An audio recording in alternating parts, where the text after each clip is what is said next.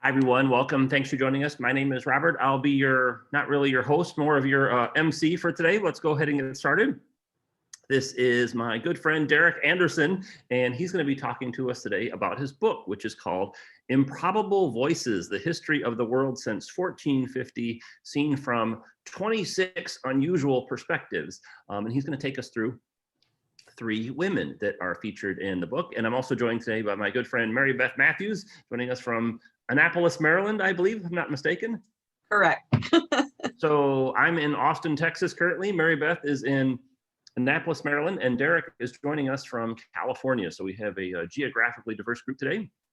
And so with that, let's see, what else can I tell you? So we don't do a Zoom demonstration. If you have any questions or comments about the program, you can type it in the chat. In the Q&A, we're scheduled to run, I don't know, a little over an hour. What we'll do is Derek will talk about 3 of the people, 3 of the women that are featured in his books. And then when we get done, we'll do some Q&A, and Mary Beth and I will moderate that. Let's see, Mary Beth, anything you want to add for yourself? I'm just so happy to be here and to be with Derek and learn more about some really incredible people who deserve more credit. And I'm glad he was able to include them in his book. Yeah, awesome. Okay. With that, Derek, you want to take things away? It's all yours. Thank you so much. I appreciate it. I'm really grateful for the opportunity to be back. And thank you to all of you who have chosen to spend some of your Saturday, thinking about the past and learning about the past. The world has opened up, at least here in California, a little bit more. There are more options than ever for Saturday afternoons. And I appreciate you choosing to do this. Today's program does focus on women and the essential roles that women play in helping us understand our collective history. I'm going to tell you about 3 female regents and the improbable rise to power that they experienced. I'm betting that many of you know of Catherine de' Medici and know something about the pivotal role that she played in France during the French Wars of Religion in the 16th century. What I'd like to do is tell you about 3 other fascinating women that have parallels to Catherine de' Medici.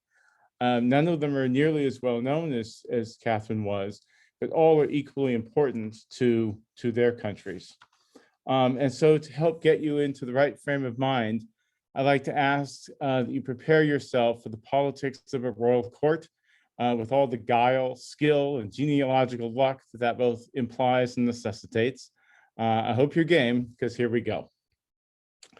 The first woman that I have selected from the book is a woman named Eleni, or Helen, sometimes gets translated in English. She was, in many ways, the glue that held Christian Ethiopia together in the late 15th and early 16th centuries. And this was not an easy thing to do for a couple of reasons. The first is that the Ethiopian church stands almost alone in the world's Christian denominations. It is part of the Orthodox Christian tradition, but its doctrines and its teachings do differ from, let's say, the Russian Orthodox Church or the Greek Orthodox Church. And because of this, there's going to be certain kinds of tensions within the religious community and factions that are going to have to be gracefully managed. And that's going to make her job difficult. The second is that just to Christian Ethiopia's south, there was a Muslim state called the Adal Sultanate.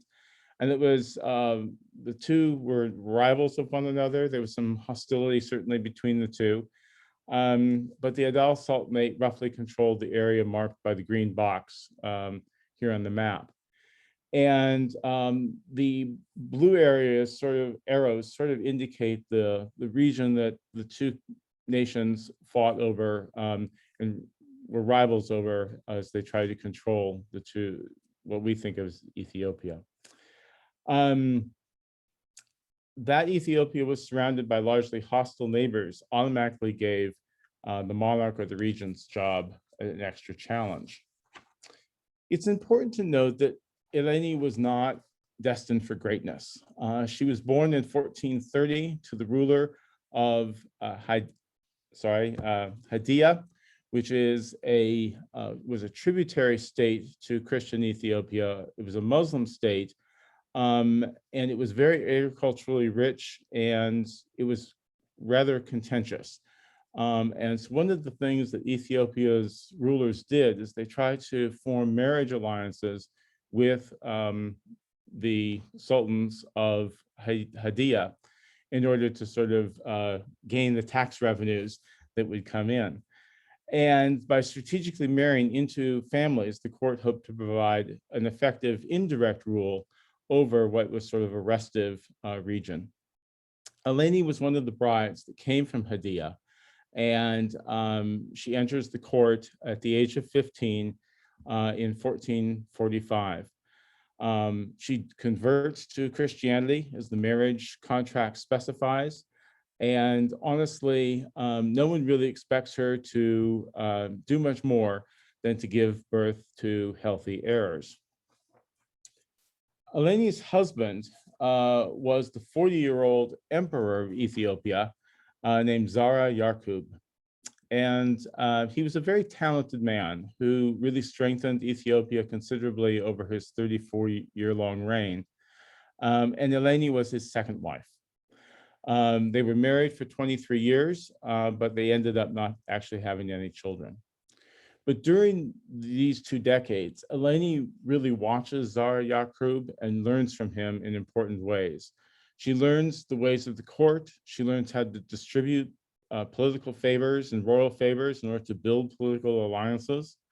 And over time, the emperor and the queen actually also develop a deep friendship and a personal bond. And so what started off as this arranged marriage between 2 people who were not seen as having a lot of potential actually ended up becoming a romantic union between 2 people that were actually very, very talented. Zara Yarkub died in 1468, and at this point, Eleni was 38. And Eleni really should have disappeared from the court because the center of court life, because the next emperor was the son of Zara Yarkub's first wife, a woman named Romana. The heir was a man named Baida Mariam, and Baida Mariam was about 20 years old when he succeeds the throne. Now, Freudian might argue that because the new emperor's mother was dead and because he had had such a combative relationship with his father, it was natural for Baida Mariam to turn to Eleni for advice and support.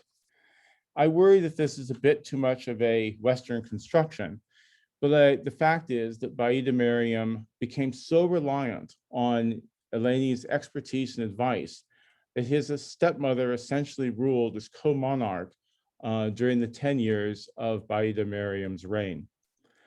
And just so to show this influence, I've added a red star next to Baida Mariam's name to show the influence that Eleni would have had. Indeed, Eleni decided for her stepson who should be appointed as provincial governors. She influenced the content and the timing of imperial degrees. And perhaps most importantly, she saw to it that the young king's critics were brought to court and severely punished. As Eleni declared at one point, "Moderate now on your words, O men of Ethiopia, and stay within the law." And she was sort of setting down the law. Baida Mariam was so grateful to Eleni for her wisdom and strength that he actually made Eleni his symbolic wife so that she might have as great a position and great an authority in the court as possible. And what's interesting to me is that this can be seen in tangible ways. In the 15th century, the Ethiopian court didn't have a permanent home. It was a mobile tent city court with about 20,000 people spread over square miles. And what this diagram tries to show you is the layout of the court, with the king sort of at the center. And what you can see is that the queens are marked in red, and the queen mother is marked in blue. And what this is trying to show is that as sort of the queen mother, Eleni was very much at the center of the court. And by making Eleni his honorary wife, Valida Mariam gave her this position of great honor and influence that she would not have otherwise had. Eleni was near the center of everything. In 1478, Valida Mariam died unexpectedly at the age of 30.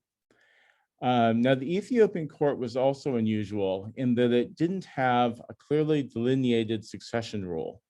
Primogeniture certainly played a role, as did personal friendships and individual wealth and the ability to attract followers. All of this meant that each member of the royal family could become a rallying point for different factions and different political groups within the court. Valida Mariam's oldest son was a boy named Eskender. He was only 6 years old in 1478. And so the Ethiopian court was plunged into the severe dynastic crisis between different factions over not just who should be the successor, but who should control the regency. On the one side is going to stand Eleni and those who favored a continuity of leadership. And then on the other side is going to be Romana and those who favored change. This latter group, supported by a strong coalition of nobles, emerged victorious in the subsequent power struggle, and Eleni was actually banished from the court. There's no known record of what Eleni did for the next 8 years, but it's clear that she remained an ambitious person, and she began wooing allies towards her cause very carefully. She used political patronage as best she could, and eventually, by winning support and pulling together a coalition, she was able to stage a coup against the Romano's regency. By 1486, Eleni's name was first on Eskender's regents on the list of regents. This was a remarkable political feat for a woman in Eleni's position. She overcame both gender and genealogy to lead the court for the second time. In 1494, Eskender unexpectedly died at the age of 22. By this point, Eleni was 64. The power struggle that followed Eskender's death was so intense and so troubled that it's been described out as an outright civil war between multiple factions on the court, not just two, but there were actually something like 4 or 5 different major factions. And after 6 months of conflict, Eskender's brother Naud became the emperor. He rules for 14 years, with Eleni serving as his regent until he became of age. And then in 1508, Naud is killed on the battlefield against Muslim raiders. Naud's death did not, for a change, produce a dynastic crisis or civil war. Instead, court officials, including Eleni, chose a boy named Lebna Dengel to become the king. Eleni now had the full support of the court, and she also became the regent for the 3rd time in 40 years. And this is the regency that she's actually best remembered for. So I hope you can see on the slide how we had the initial influence with Valida Mariam, and then we had Eleni's influence with Eskender and Naud, and then Lebna Dengel. She's influenced 4 different monarchs and been formally regent 3 times. I will add at this point that I find this to be even more remarkable. In a court where factionalism was commonplace, here is Eleni standing above the fray, and she does so without opposition. For me, this illustrates the depth of her political acumen and her foresight as she approached her 80th year. She reminds me in many ways of England's Elizabeth I, and yet few of us have heard of Eleni. One of the things that makes this last regency so influential and memorable is that Eleni had long had an international orientation and outlook. She believed that because Ethiopia was surrounded by Muslims, it was important to have contact with other Christian communities. This map shows the Muslim-controlled areas and the Christian-controlled areas in about 1500. And I think if you also consider how difficult travel was in the early modern period, you can see how Ethiopia would feel quite isolated from the rest of Christendom. Shortly after Eleni became Lebna Dengel's regent, however, two unexpected but very welcomed visitors appeared in the Ethiopian court. They were Portuguese merchants who had traveled overland from the Indian Ocean port of Malindi. And Eleni immediately realizes that the Portuguese presence in the Indian Ocean gives her a new ally against the growing threat that Ethiopia faced from the Adal Sultanate. To Eleni, it was a gift from God. She quickly decided to send an emissary to the King of Portugal to request his aid. In a letter to Manuel I, the King of Portugal, she says, "We can supply you with mountains of provisions and men to wipe the Moors from the face of the earth. We by land and you, brother, on the sea." In addition to a military alliance, Eleni proposed that the two crowns unite in marriage. She told Manuel, "Give us your daughters for our sons, or take our sons for your daughters, whichever will be most fitting." And to demonstrate her sincerity, Eleni included in her letter a piece of the true cross, which an Italian had brought to Ethiopia in the early 1400s. Manuel received Eleni's emissary and mission and the piece of the true cross with tears of joy in 1513, but the emissary did not return to Ethiopia with a Portuguese military contingent until 1520. By this point, it had taken 12 long years to establish this contact between Ethiopia and Portugal. I'm always reminded of how long everything takes in the early modern period. By 1520, though, Lebna Dengel, seen here on the left, was a brash young man of about 24.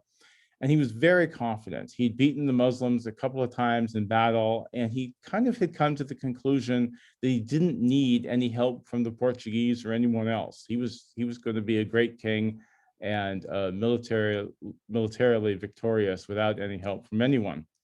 And so while Eleni urged Lebna Dengel to take the Portuguese aid and engage diplomatically with the Portuguese, he chose not to follow her advice. He went his own way, as those in their 20s are so wont to do. And perhaps because of this policy shift, Eleni decided to withdraw from the court in 1521, and she retires to a monastery, which is now in ruins. In her final months, it seems that Eleni wanted to die surrounded by the prayers of monks rather than the commotion of the everyday life of the tent camp.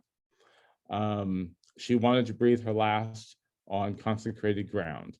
That end came in 1522. Eleni was 95. Lebna Dengel paid the price for not listening to his de facto great-grandmother.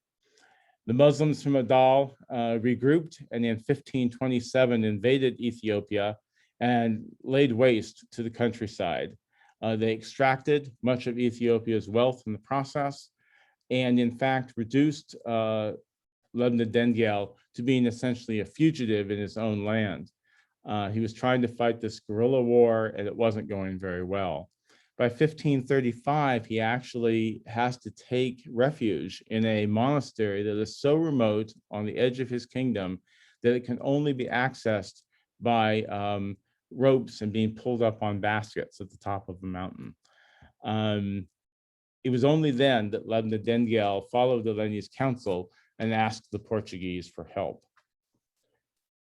In February 1541, the son of Vasco da Gama led 400 well-armed Portuguese soldiers into the Ethiopian highlands. The Portuguese beat the Muslims and secured Ethiopia for Christendom. Eleni's international vision have been validated. A Portuguese priest who met Eleni and recorded her death with these words. They said that since she had died, all of them had died, great and small, and that she had lived, and that while she lived, all lived and were defended and protected, that she was the father and mother of all. What a perfect epitaph for a woman who embodied Ethiopian royal authority and continuity through 7 decades of dynastic crises and enormous global change. The second female regent that I'd like to tell you a little bit about today was also an outsider by birth. In fact, Kosum dominated politics in the Ottoman Empire for the better part of 3 decades, and she's going to formally serve as the nation's sole regent for 12 of them. She was born in Greece and was brought to the Ottoman harem in the Topkapi Palace at a very young age. She slowly began to rise through the ranks as she grew older within the harem. And these ranks are really interesting because they're controlled by what type of contact a woman had with the ruling sultan.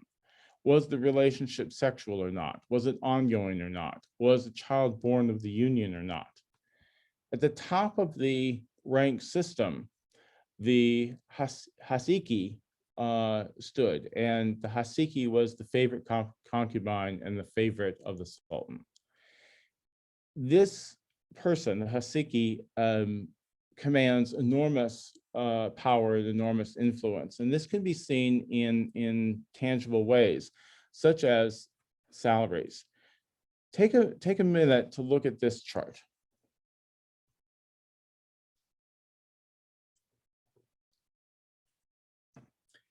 As you can see, the Hasiki makes as much per day. Her income is as much per day as the prime minister. And it's twice as much as the head of the Janssenaries, which was a very important military unit for the Ottomans. With this income, the Hasiki could formulate alliances, fund charities, bribe officials, finance construction of new buildings.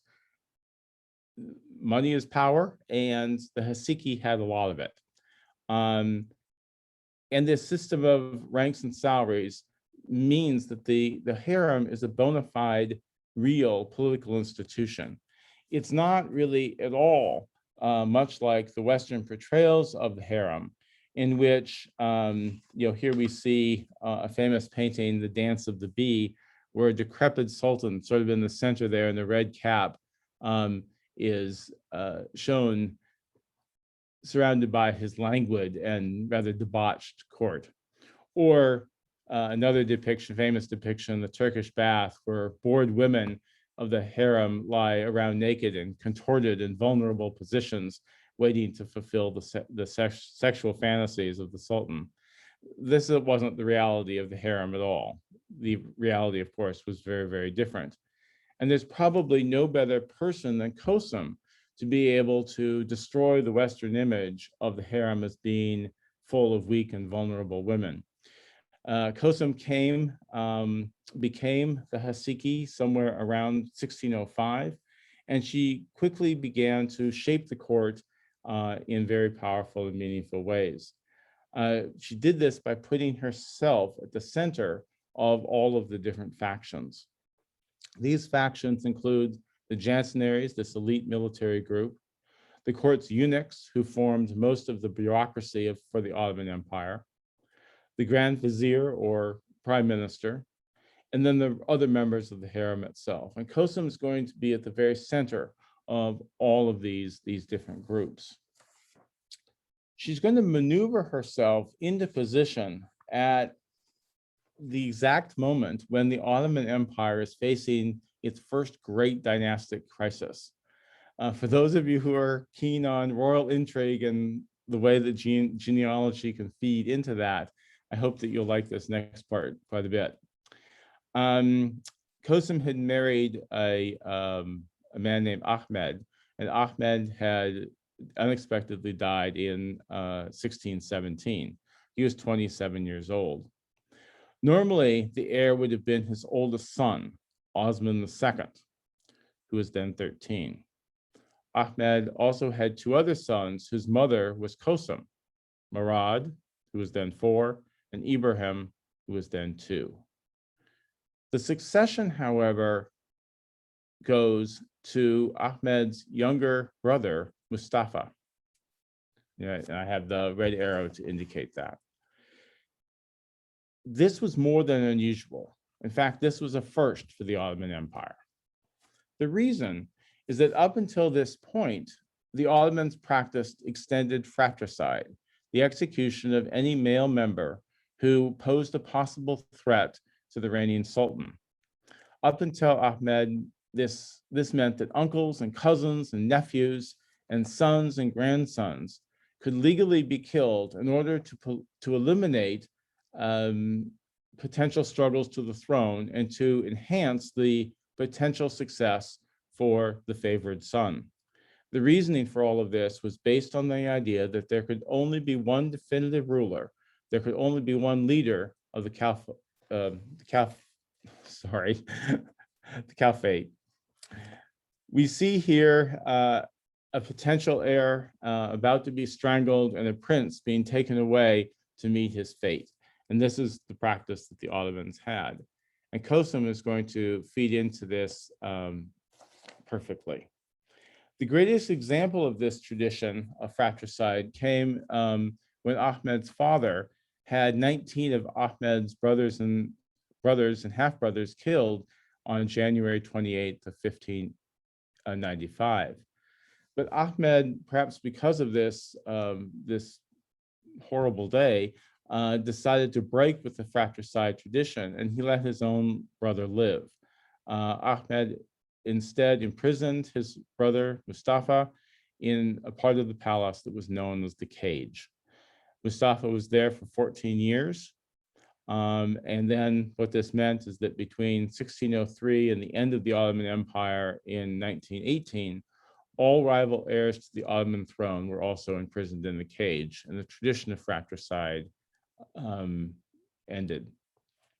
But what's important for us here today is that the break with the fratricide tradition played into Kosum's hands perfectly, for she realized that Mustafa's incompetence was such that she could probably dominate the court. And she certainly attempts to do so. Unfortunately for her plan, Mustafa's mental state was too compromised for him to be able to serve even as a figurehead or as a puppet. And so when Mustafa began throwing gold coins into the Bosphorus, various factions of the court rose up against him and against Kosum as well, and staged a coup. Mustafa was returned to the Cage, having only served as a sultan for 3 months. Mustafa was succeeded by Osman II, and the boy had a good relationship with Kosum, but because she was not his mother, Kosum's influence naturally diminished somewhat briefly within the court. Instead, Osman became dominated by the Janissaries.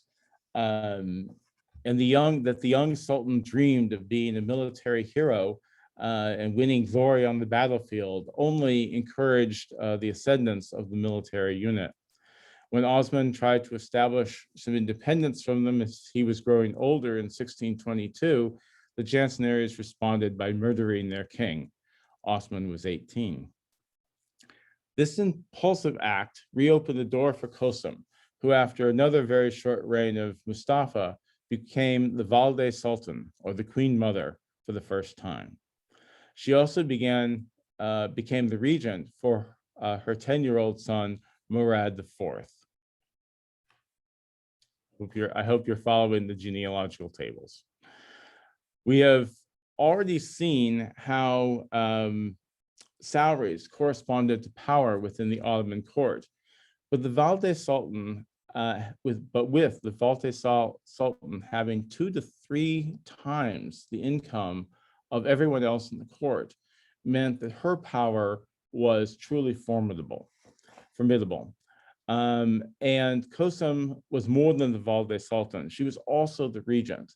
And this combination of being the Valde Sultan and the regent is going to mean that Kosum is going to become one of the most important women in all of Ottoman history. How did Kosum use this power? Well, on the positive side, she's going to build important alliances with regional leaders by arranging marriages of her daughters and granddaughters. She is going to minimize unrest by supporting peasant farmers. She's going to order enhanced construction of fortifications on the Dardanelles, as you see in the photograph on the left. And she's going to work to restore the balance of power within the palace itself. She also works very hard to improve the empire's budgetary issues by seeking a peace treaty with Spain, a long-term peace treaty with Spain. And in that process, she's able to delay a war with Venice. And both of that helps put the Ottoman Empire in better budgetary circumstances. On the other side of the coin, however, Kosum has frequently been characterized as selfish and manipulative, cold-hearted, and power-hungry. This negative historical reputation rests in part in the fact there are three sort of components. The first is that in 1617, she decided to separate her 2-year-old son, Ibrahim, from the court and imprison him in the cage. That she gave that order, many have seen as an inappropriate act. The second thing is that she agreed to Ibrahim's execution in 1648. And the third is that she tried to stage a coup against another sultan in 1651 in order to regain the regency and control of the court. What's so interesting to me about these criticisms is that, and Kosum's actions, is that if a king put his interests above those of his offspring, if he put the country ahead of his offspring, he might very well be lauded as a noble, sacrificing statesman. Women rarely get that kind of credit, however, which is why I think that some of the criticism, at least, and maybe even much of it, of Kosum can be seen as being quite sexist. The third and final woman that I'd like to talk to you about today is a woman named Jahanara. And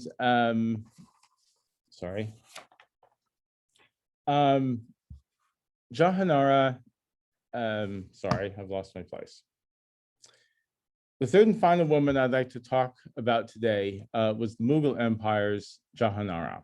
She was the daughter of Shah Jahan, who was the emperor who built the Taj Mahal in honor of his beloved wife, Mumtaz Mahal.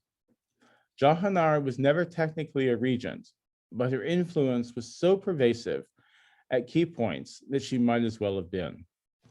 I'm going to pick up the story in June of 1631, when Mumtaz Mahal died after giving birth to her 14th child.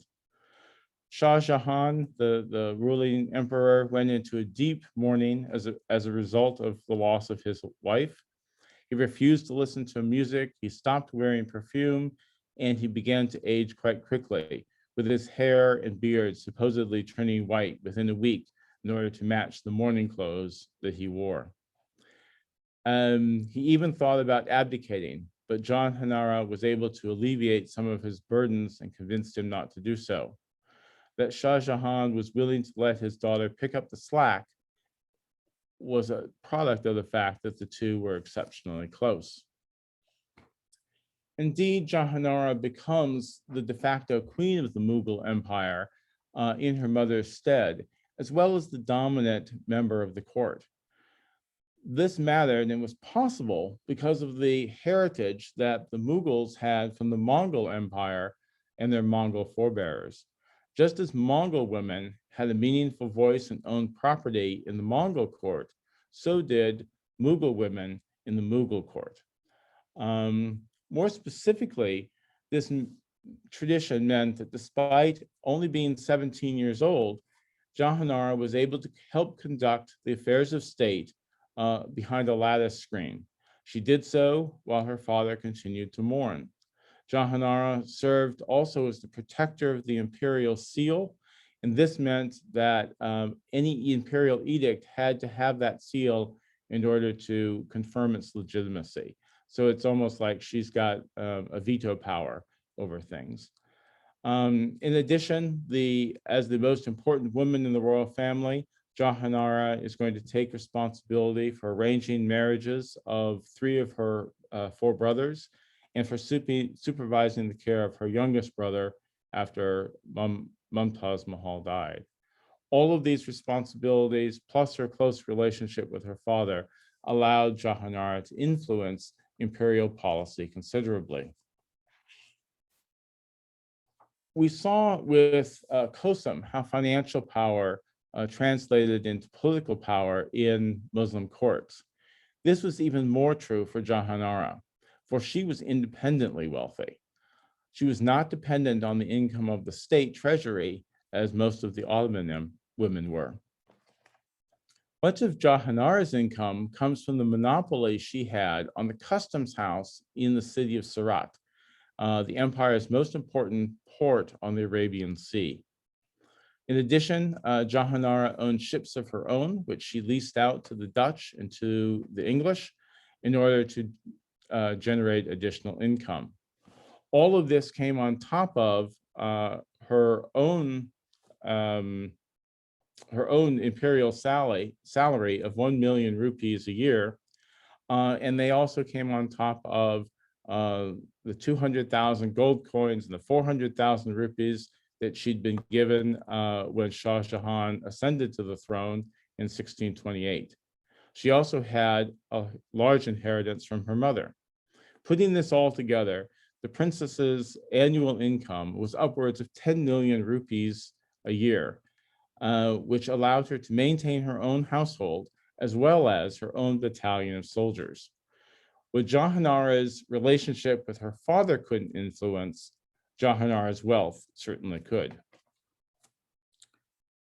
Royal courts and genealogical factionalism seem to go hand in hand, as we've seen in both Ethiopia and in the Ottoman Empire. This is also going to be true in Mughal India, where the sons of the emperor were expected to compete with one another and in order to prove their worthiness to ascend to the throne. And they're going to do this in many different ways, but one of the ways is certainly going to be war. When Shah Jahan fell seriously ill in September of 1657, the struggle between 4 of Jahanara's brothers began. Jahanara was closest to the oldest of the 4, a man named Dara Shikoh. As a result, Jahanara helped fund Dara Shikoh's cause. Conservatives didn't trust either Dara Shikoh or Jahanara because they followed a mystical form of Sunni Islam called Sufism. Instead, conservatives rallied around the second oldest brother, a man named Aurangzeb. Aurangzeb quickly defeated his 2 younger brothers in battle and then turned to confront Dara Shikoh.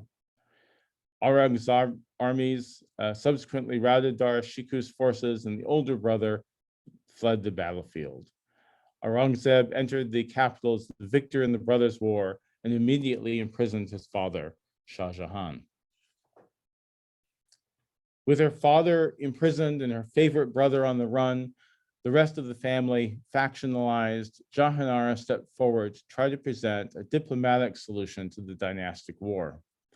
Jahanara proposed a 5-way partition of the empire, one that would leave Aurangzeb and his son with the vast majority of the territory. But Aurangzeb rejected the proposal.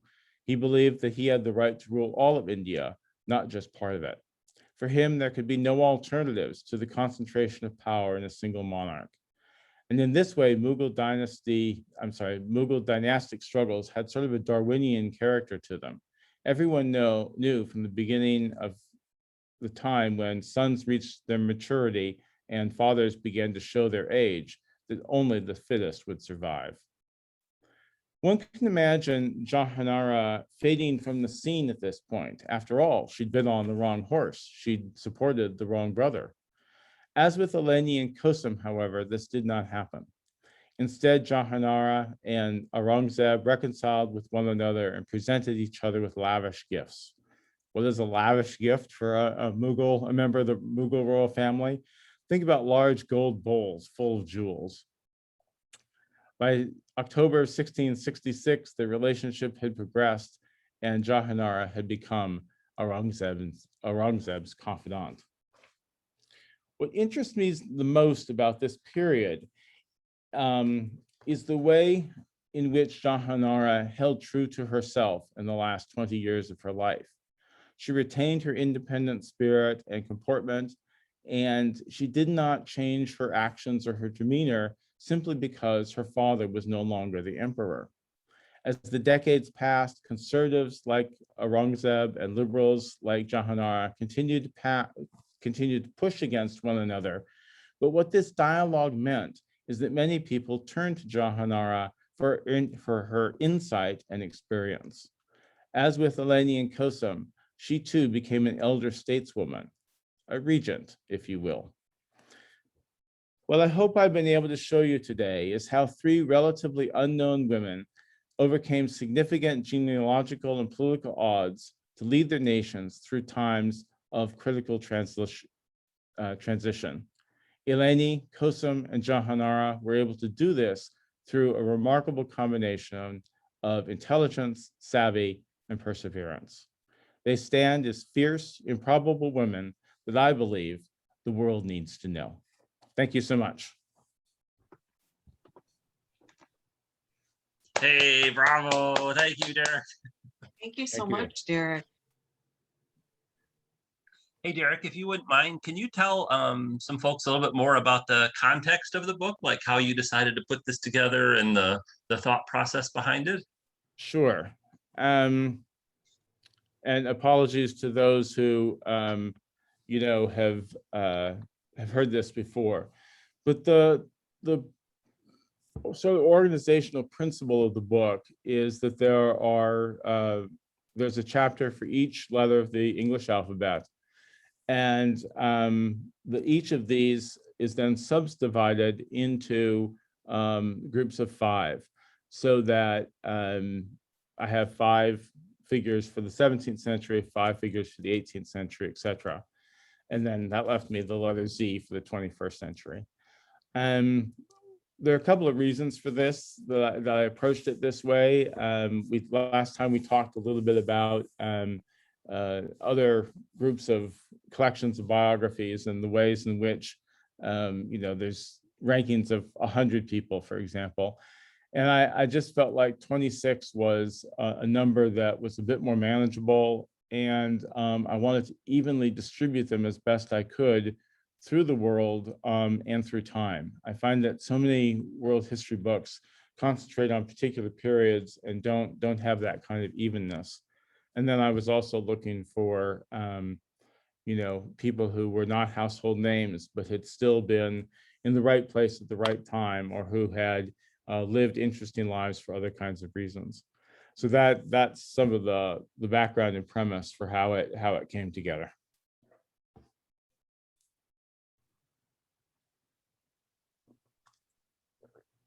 There was one question during the presentation, Derek, and this was during Eleni's presentation about Okay. Lebna Denkel, who Yes. I think, so if I'm keeping score here for Eleni, she actually worked with 3 emperors, or she ends up working really with 4. with 4? She's formally regent for 3.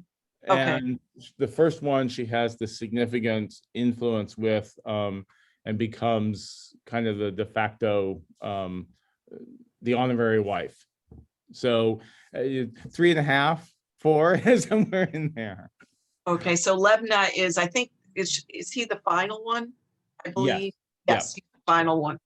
So I hope that answers Pat's question. Yeah, I hope this is how these things are a little bit different than teaching in class. I can't see the audience, and I can't know how clear I'm being, and whether you need more of those explanations around the genealogy. So I hope I didn't rush it too much, but No, I hope was that good. it was clear.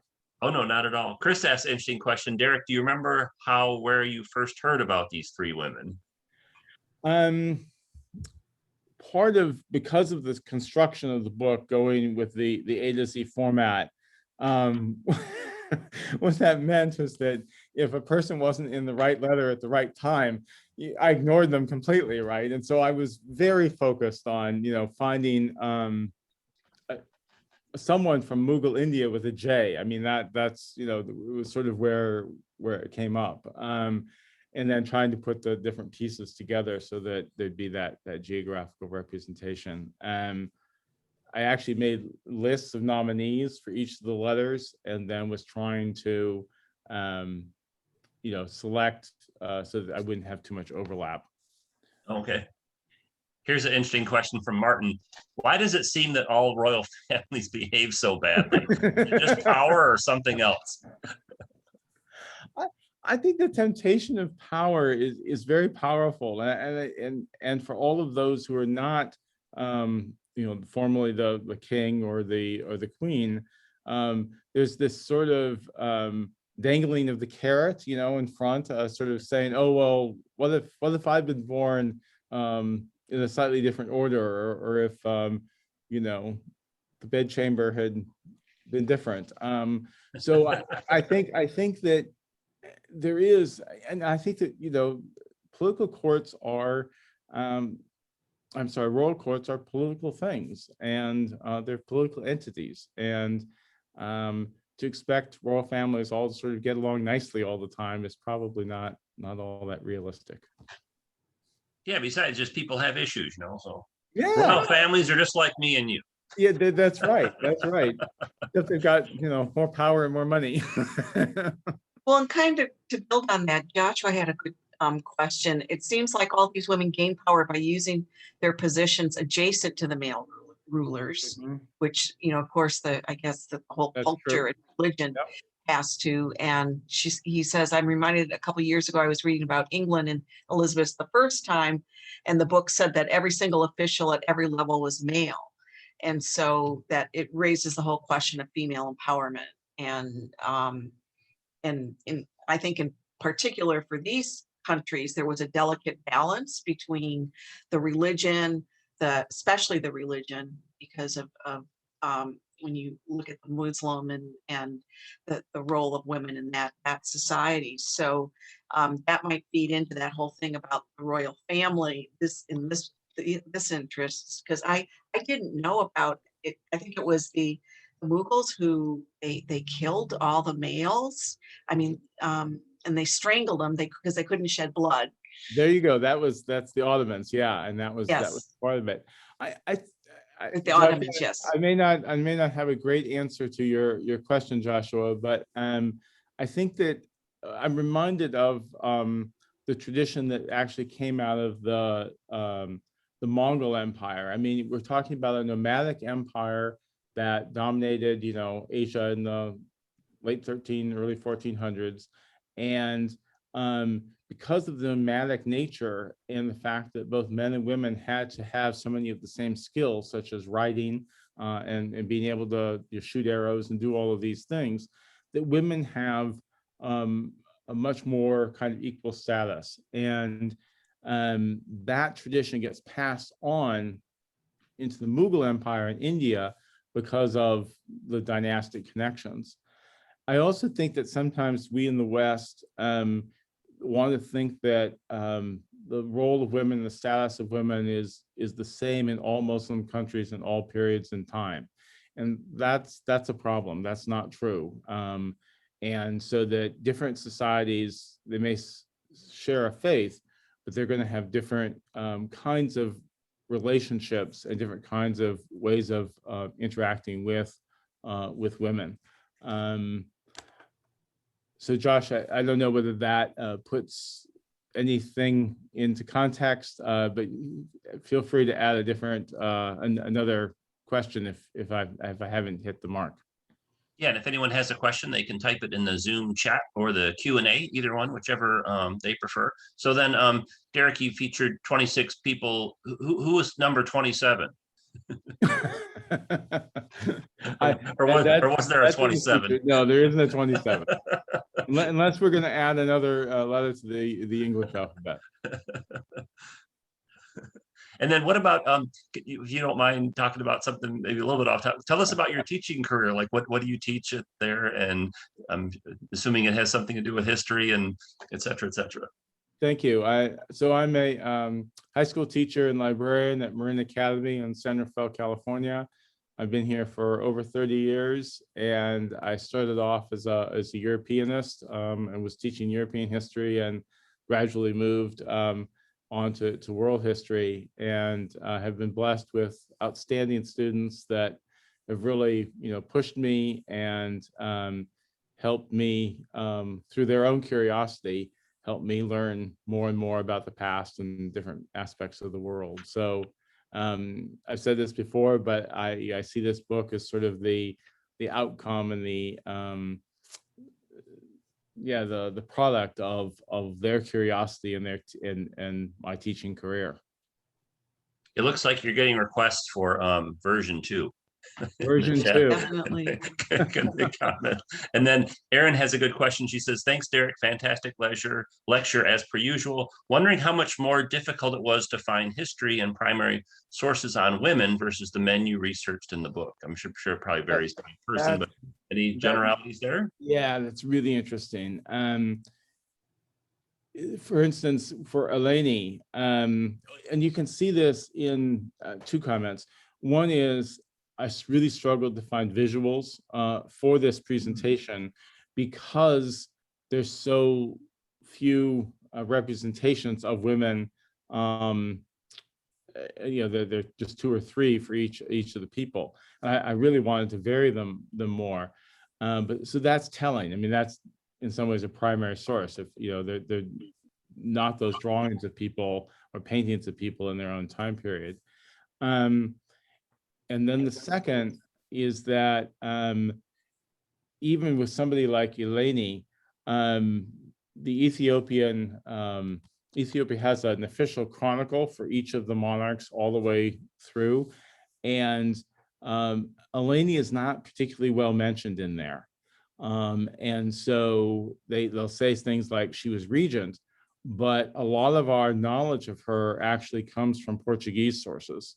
And the stories that were told through them. So I think you're right, Erin, that there are more challenges in helping to share and tell the story of women.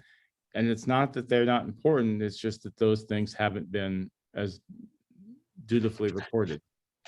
Yeah, I did a program on Ona Judge, who escaped from slavery, and there were no pictures or portraits of her while she was alive, and there's been a few since then, but not really all that many. And so yeah, it was really limited, as opposed to like the opposite problem when we're talking about, say, Jacqueline Kennedy. It's like, well, gee, which ones of these thousands of photos, which are all amazing, should we go with? So yeah, I would imagine, especially for you, Derek, there's a big challenge getting the images to use, just because you go more than, like, I don't know, 150 or 200 years, there's just not a lot of images, unless you're talking about George Washington or Abraham Lincoln or someone like that.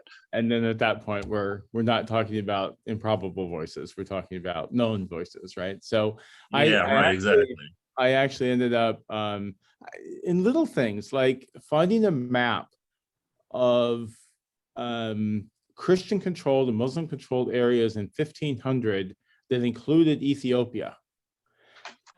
I couldn't find that on the web, right? And so I had to make the map myself, for the presentation. And just to me, that's telling. That's interesting that we don't think of Ethiopia as being part of the Christian world, right? In any period. And so I think these are the kinds of things that I'm trying to sort of let people know about, is that there are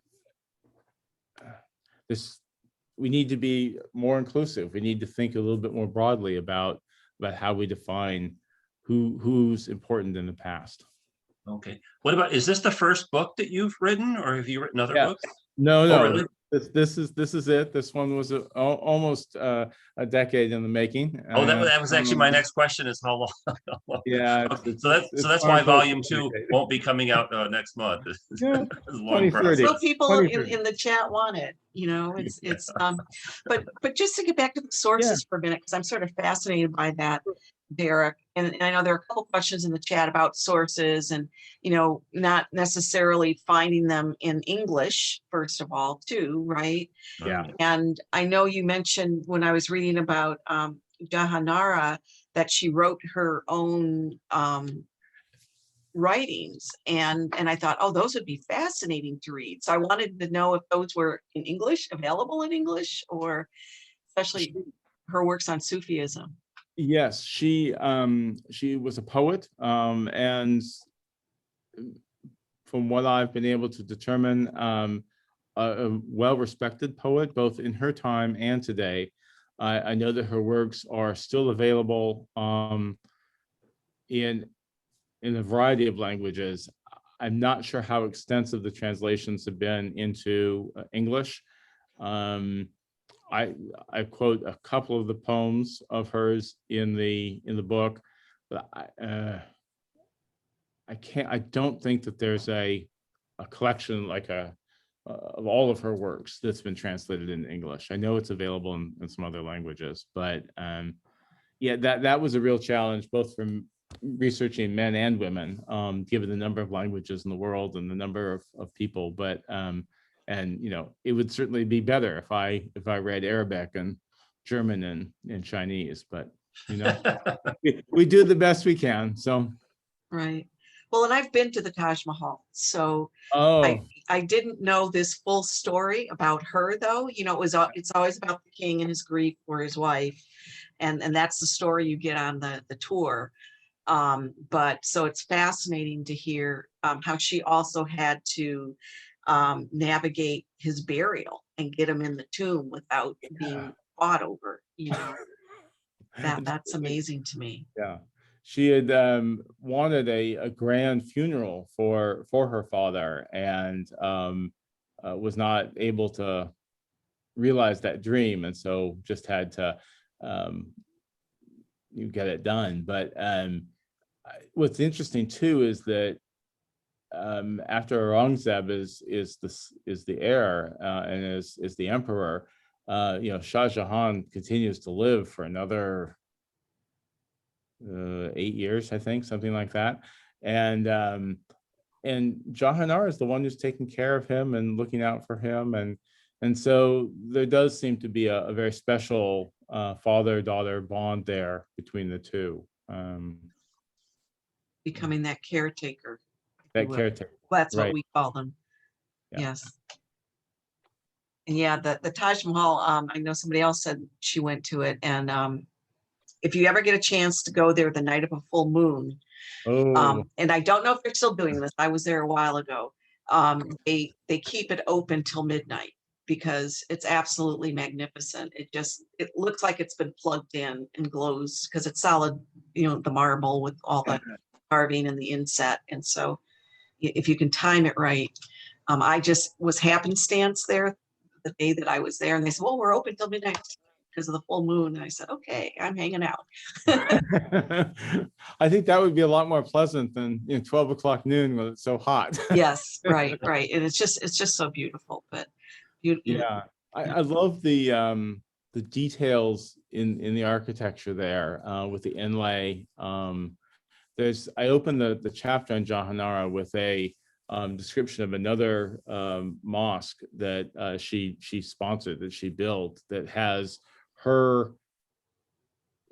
quote from her and her name sort of carved, inlaid in around the main arch entering the mosque. And that would be another kind of example of her legacy and her words. Right. Yeah. I love the inlay and how beautiful that is. And it is. It just is amazing. And I know it's undergoing stress from the environment and pollution. I was there a while ago, so I'm hoping, you know, they've managed to control some of that. But yeah, We got to do a Zoom presentation on that one. on the Taj Mahal. Yeah, that would be Oh, cool. that would be lovely. That'd be great. Yeah. Sign me up as the listener, not as the presenter. Oh, darn. There's I was an already interesting looking at the question. calendar. An interesting question from Valerie. Excuse me. Do you wonder who will be the improbable voices of the next century? Wow. That The next century, not well, she says actually it's plural of the next centuries. But I centuries. think just What about like current type people? Maybe we'll focus on. Yeah. Well, you know, I think it's been interesting how the national conversation around Black Lives Matter and the Me Too movement has allowed for more voices to come forward and to recognize that there are multiple perspectives on different kinds of events. And so I do expect that there will be almost a democratization of this, you know, and the internet and social media has been a wonderful platform for allowing, you know, many people to express their voice in a way that, you know, 25 years ago, there wouldn't have been that kind of forum. And so I think that historians will be, if they can still access social media content, there will be a very rich amount of primary source material to work from. And in some ways that's really great. I remember talking to a dear friend who was a professional historian by career, sort of in the late 90s, and she was complaining that, you know, people weren't writing letters anymore. So what were the historians of the future going to do if there weren't any letters, if there weren't any, you know, sort of ways of contacting and documenting the life of everyday people? And she was sort of bemoaning that. And now I think social media has, you know, displaced that, and you can get minute details of people's lives. So Let me read this text message so-and-so sent 50 years ago. Yes, yeah, absolutely, you know. Yeah, you know, you bring up a good point, just because there is so much media out there, and you would think this is a lot more opportunities for people to have an impact in the world. And then also too, with just entrepreneurship, you know, like maybe, I don't know, Steve Jobs, no one maybe probably would have predicted him that he was going to change the world. Now, maybe 50 years from now, maybe he won't have as much of an impact. But, you know, a lot of people just kind of do a lot of media type things and get the word out there on stuff. Yeah, that is a very interesting question. We should do some kind of survey, like, okay, well, these people that are living now, which one do you think will have the most impact 100 years from now? I think this is a Jobs, AOC, you know, et cetera, et cetera. Ron James. Sure. I think this is a fascinating question, because people can have enormous impact in a moment in time, but then what happens to that legacy in that moment? Does that continue on, or is it a flash in the pan? And we can think of people on both sides of that coin pretty easily, right? I mean, McCarthy, he was like one of the most important person of his generation, and yeah, he had a big impact on the United States at that Hoover. time.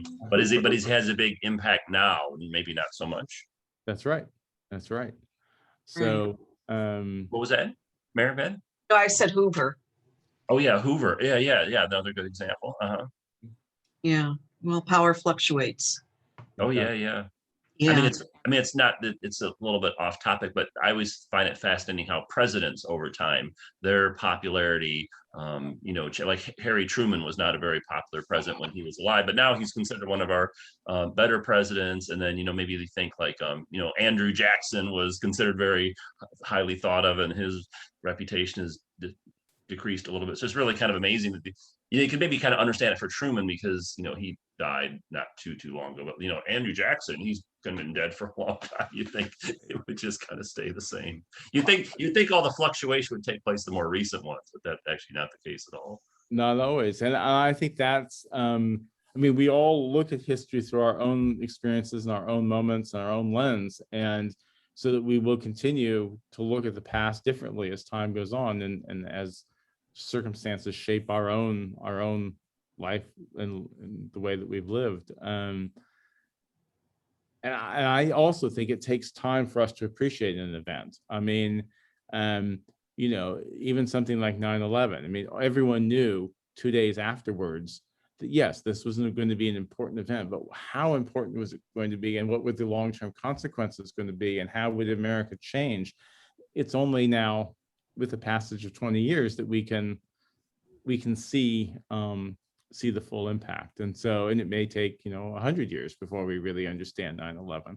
That's why I think that the dialogue around history always continues, right? That there isn't a history, there isn't a definitive answer to it, because it's a dialogue between the past and the present, and how we see those events based on how what things that happen in our own lives. Yeah. One of the things that came out in, I'm sorry, Mary Beth. that's, This is why I'm so glad you do this amazing array of programming, because you're encouraging all of us to go back and examine things that we thought we knew. Like we thought, oh, Andrew Jackson, we thought we had him pegged, right? Well, no, but your programming is allowing people to come back and take a second look at things, and that I think is terrific. right. Thank you. Because the one thing that came out of the owner judge presentation yesterday for me was Washington, up until the time he died, pursued her. He wanted her back, and I was just like, that was something, we did not learn in history back in grade school and high school. That wasn't the focus, and I was absolutely astounded by that. Thank you. Changed my perspective. Yeah. Yeah, it's really amazing. There's all these interesting figures in history, but like Ona Judge, how come they haven't made a Hollywood movie about her? That's like a really amazing story, as opposed to Terminator 6 or something. You should go buy the rights, Robert. I guess so. Yeah, I guess so. I need to learn how to make movies, I guess, make my own. What about, do you find any differences between how history is interpreted in the United States versus other places? Obviously the United States, the Euro-American side of it is a much shorter time frame than India and places like that. But are there any differences? Like if you had a twin that was in India or Korea or something like that, would they approach history differently than you would as an American? I think so, very much so. I actually have a book here in the Marin Academy Library that is a collection of excerpts from history textbooks for high school kids, right? Oh, in really? different Wow. countries around the world, all around the American Revolution. So how is the American Revolution taught from the British perspective? How was it taught from the communist Russian perspective? How was it taught from the Japanese perspective, from Saudi Arabia's perspective? So and I think there's enough difference over what's emphasized and what is, there's certain facts that are commonly accepted, right? But the differences in the emphasis and where blame gets assigned, that becomes really, really influenced by the political circumstances in that country. Cuba, for example, has a very different take on the American Revolution than we might. So, oh yeah, our book discussion group. The gentleman picked a book that was the American Revolution from the British perspective, and that was really interesting, because I would imagine a lot of Americans just kind of assume that everyone wanted to be liberated from the British, which actually was not the case at all, especially at various times during the war and leading up to it. So it is very interesting. All those loyalists who moved to Canada, right? Yeah, right, exactly. Or another one he did was the Crusades from the Muslim perspective. It was really fascinating. Right. What programming are you folks looking forward to in the weeks and months ahead? We have we're doing a bunch of stuff on June 6th for the anniversary. We try to do more anniversary type stuff. So like June 6th, the anniversary of D-Day. So we'll have stuff for that. In I think it's June 12th is Anne Frank's birthday, so we have some programs around that. And the end of July is Jacqueline Kennedy's birthday, so we have some stuff from. Oh, and early July is Frida Kahlo's birthday. So I've been researching the house that she lived in Mexico City to hopefully do a presentation about her. I actually I got my 2 vaccine shots, so I went on a quick road trip and I visited Mary Todd Lincoln's childhood home a couple weeks ago, which was really fascinating to learn about what it was like for her growing up and all that stuff. So I know there's just all this stuff out there, just infinite.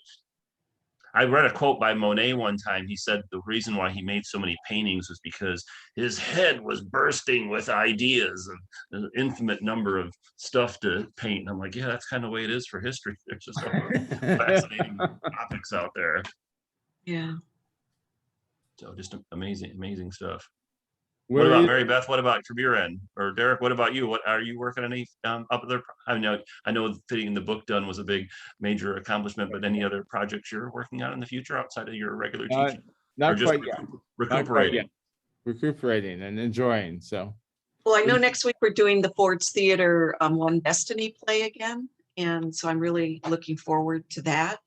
And I think yeah. what was really interesting, a lot of dialogue came out of the first time that we did it. And so I'm having to adjust the slides a little bit. So I think history is living because, taking that feedback and like, as we were saying, perspective, it's like, oh yeah, that's a good point. I didn't think of that. So I'm going to be adjusting that. And I'm also working, I like really working with pieces of literature or movies and sort of looking for those connections. And I've been working on a presentation for Woman in Gold by the movie with Helen Mirren about the Klimt painting. And I'm almost there with it, Robert, but I've gone down again so many rabbit holes because there's so much in that movie. And it's been really fascinating to me. So I'm hoping to have that done soon and that's awesome. Get it into the schedule. I was like reading people's comments. So like, here's a perfect example. Jacqueline wrote, George Washington wanted Ona and her infant back. And the infant. And so, yeah, we talk in those kind of terms. Like, yeah, George Washington was focused on getting Ona Judge back. But yeah, that's a great perspective. Like, no, it wasn't just her. She wanted her infant back as well. So thanks, Jacqueline. So it's comments like that I enjoy reading, and it really kind of broadens my perspective in being involved in these kind of things. So thank you very much for that. And Joe wants to talk through all 26 people in the next few months. If you're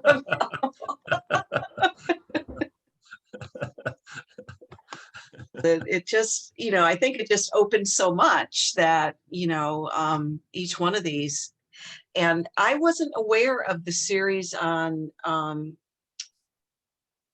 let's see, it was in the comic, Kozem. There was a series on Kozem? Yes, I think it was on Turkish TV. And I think it was in Turkish, but it may be pirated and available streaming somewhere, right? With closed captioning. Yes. Subtitles. The last slide I had, I did take a photo of that from sort of the PR stuff, and it looks like a little bit of a melodrama to me, but to each their own. It's crazy what's out on the internet. It was a few weeks ago I saw it was a Russian war film that had been but it was in Spanish but it had subtitles, and I was trying to follow along what they were saying because I know a little bit of Spanish. So yeah, it's amazing what's out there on the internet. It's so true. It's so true. Your book in your classes? I'm sorry? Do you use your book in your classes? I don't. I remember those college professors who assigned their textbook to you, and it felt a little. Yeah, but that was when their textbooks sucked. It'd be different if the textbook was good, which some of them were. I know sometimes students. So sorry, I interrupted you. What were you saying, Derek? No, while the book comes out of my teaching, my current course has sort of a different focus at this point, and it wouldn't be appropriate. But yeah. So Netflix, but you use a lot of it. Okay. So Josh, which I think just asked, you use a lot of unconventional approaches in your classes. Can you talk about those? So what I'm currently doing is I'm trying to combine traditional history with art history and studio art in an interdisciplinary, integrated kind of course. And so what kids can do is they can pick a civilization or empire from any time period, really. And then what I ask them to do is write a research paper so that they have some context for that and understand the culture. And then they give a presentation on a particular object of art that seems to kind of encapsulate and symbolize the culture and what was important to that culture. And then I have them create their own art piece that sort of honors that tradition. And that for me is new. It's about my third year doing this, I guess, and I'm really enjoying it. That's awesome. Yeah. Derek, I mentioned this before, but I really like your book just because I think it's just a very innovative way for people to learn about history, especially since so much history just focuses on like the great man theory, where we're only going to learn about George Washington and Abraham Lincoln and people like that. So I just really liked your book. Just thought it was a very innovative way to teach history to people or learn about history, depending on your perspective. So kudos to you. I appreciate it so much. I so much appreciate the invitation, not once but twice. So thank you. Well, we'll have you back again at some point in time in the future, because I guess we have 20 more people to go through since we talked about 6. Okay. Any other questions, Mary Beth? Or Derek? I think that we've kind of covered most. I'm in the question Q&A, and then let me just double check the chat. Yeah, I think we're good. Okay, well, welcome. So I did record the program. I can put it on our YouTube page later for anyone that joined us late. And thanks everyone for joining us on this beautiful Saturday afternoon. Hopefully everyone will have an enjoyable rest of your weekend. Stay safe, and hopefully we'll see each other all in person at some point in time in the near future. All right, under control. So all right, thanks everyone. Take care, everybody. Bye. Thank you. Bye.